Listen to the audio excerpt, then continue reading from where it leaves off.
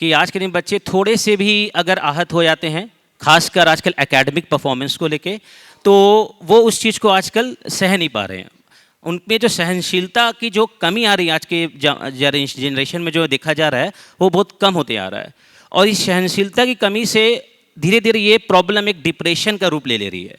तो ये बहुत ही भयानक प्रॉब्लम है। और मैंने सिर्फ ये नहीं, बड़े बच्चों में, छोटे बच्चों में भी काफ़ी देर जल्दी एज में देखा जा रहा है। तो महाराज जी, बस मेरा यही आपसे ये सवाल है कि कैसे आप इन सबको, बच्चों को एक संदेश दे कि इस प्रॉब्लम से वो ना इतना विचलित हो और अपने मार्ग को आगे बढ़ाते चले।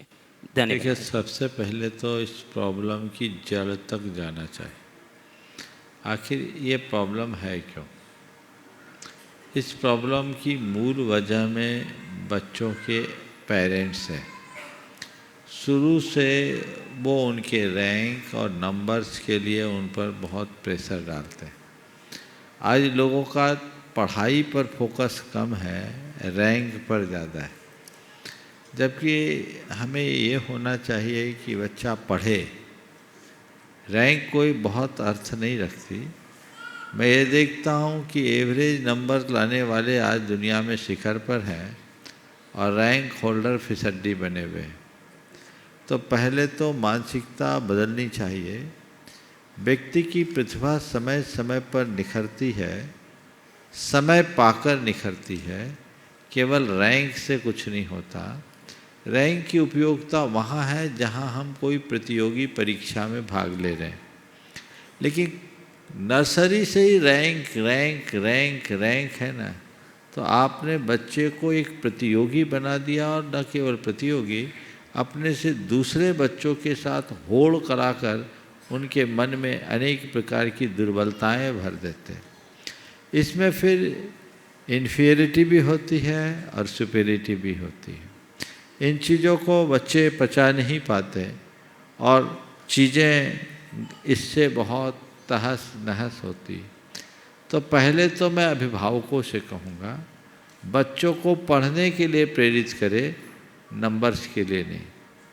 बच्चों में ये देखना चाहिए कि पढ़ाई पर फोकस कितना है, बात मानता है कि नहीं, गलत संगति से बचा है कि नहीं। ये बातें अगर बच्चों में कर दी जाए तो बड़ा होकर समय पर अपने आप चीज़ों को सीख जाता है। रैंक लाने के चक्कर में वो रट्टू तोता बनता है और कुछ नहीं कर पाता।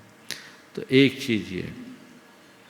फिर जब घर में कंपैरिजन करते हैं दो बच्चों के बीच, वो इतना मार्क्स लाया, तुम इतने मार्क्स लाए, ये कंपैरिजन करने की आदत बंद करें।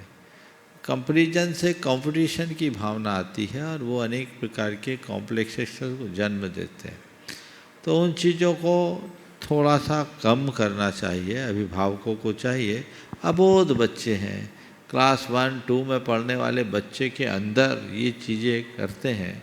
और चलिए कंपैरिजन नहीं भी करे, पर किसी ने रैंक ज़्यादा अच्छी लाई तो उसका इतना एप्रिसिएशन करना कि उससे कम रैंक लेने वाले के मन में, कम मार्क्स लाने वाले के मन में थोड़ा सा हीनता का भाव आ जाता है। तो वो बहुत गड़बड़ी है। पास हुए ठीक है। एक समय तो इस पर भी बहस चली कि बच्चों के रिजल्ट कार्ड में ये सब चीज़ें दी ही न जाए। कुछ जगह चालू भी हुई, लेकिन फिर भी अभी वो चल रही है और लोग उसको उस तरीके से जोड़ते हैं। तो इसको कम करना चाहिए। फिर एक दूसरा कारण जो मुझे समझ में आता है, संयुक्त परिवार का अभाव है। बच्चों को खेलने और खुलने के लिए कोई स्थान ही नहीं है। माँ बाप और बच्चे हैं। माँ बाप अपने काम में हैं, बच्चे स्कूल में, उसके बाद वो एकाकी है।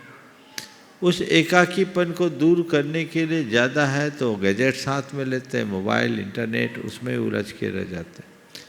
तो ये उनको बहुत ज़्यादा अंतर्मुखी बना देते हैं और इनसे उनका जो भावनात्मक विकास है वो अवरुद्ध हो जाता है। और जब तक व्यक्ति भावनात्मक रूप से स्वस्थ न हो, तब तक वो इन चीज़ों को पचाने में समर्थ नहीं होता। पहले लोग सहजीवन जीते थे, समूह में जीते थे, कई लोगों के साथ खेलना कूदना होता था, शारीरिक और मानसिक दोनों स्तर से और भावनात्मक स्तर से एक दूसरे से जुड़ जाते थे। आज वो सहजीवन का अभाव हो गया है। इसलिए ये सारे कारण हैं। समय रहते यदि इन पर विचार न किया जाए तो ये बहुत भयावह बनेगी। 2017 में जब हम उदयपुर में थे तो उन दिनों GTV का एक कार्यक्रम चलता था, DNA, शायद अब भी चलता है, और उसके सुधीर चौधरी का एक मुझे किसी ने क्लिप दिखाया था डिप्रेशन पे, और उसमें उन्होंने बोला था कि 8.5 करोड़ मरीज डिप्रेशन के शिकार है भारत में। तो मैं समझता हूँ ये आंकड़ा अगर उनने दिया है तो सही होगा, और ये रजिस्टर्ड मरीज होंगे। तो जितने 8.5 करोड़ हैं उनसे 4 गुने तो ऐसे हैं जो डिप्रेशन में रहते हैं पर मानते ही नहीं कि मुझे डिप्रेशन।